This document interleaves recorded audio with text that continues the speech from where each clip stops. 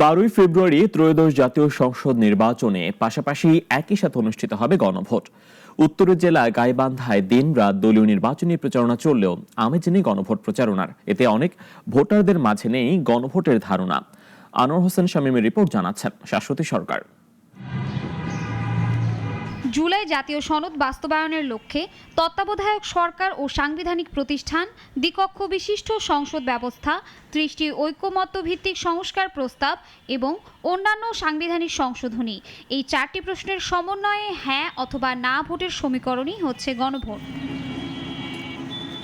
আসন্ন সংসদ নির্বাচনের দিনই একই সাথে অনুষ্ঠিত হতে যাচ্ছে গণভোট। তবে প্রান্তিক জনপদে অনেক ভোটারের মাঝে এখনো ধারণা নেই এই গণভোটের পরিবেশ থাকে সেই সময়।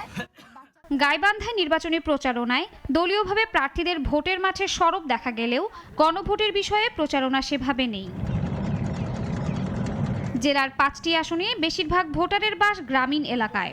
জেলা উপজেলার সরকারি অফিসগুলোতে গণভোটের লম্বা ব্যানার ঝোলানো হলেও গ্রামে গঞ্জে চোখে পড়ে না তেমন প্রচারণা। এছাড়াও গণভোটে উত্থাপিত প্রশ্নগুলো ভোটারদের কাছে ধারণা দিতে না পারায় সৃষ্টি হচ্ছে নানা জটিলতা। গণভোট কি তা জানেও না প্রত্যন্ত গ্রাম ও চরাঞ্চলের ভোটাররা।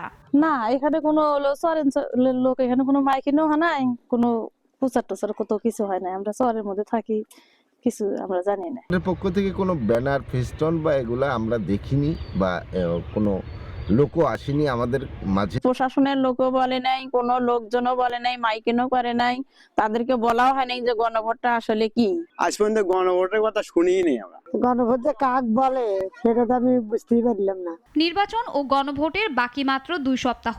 জুলাই ছাত্র জনতার গণ অভ্যুত্থান স্বীকৃতি এবং জনগণের কাঙ্ক্ষিত নতুন বাংলাদেশের জন্য গণভোটের তাৎপর্যতা আরও বিস্তৃতভাবে তুলে ধরার আহ্বান সচেতন মহলের। একটা নীরব পরিবেশ থাকে সেই সময়। শাশ্বতী সরকার, নাগরিক। এগুলো করতেছে সব সাধারণ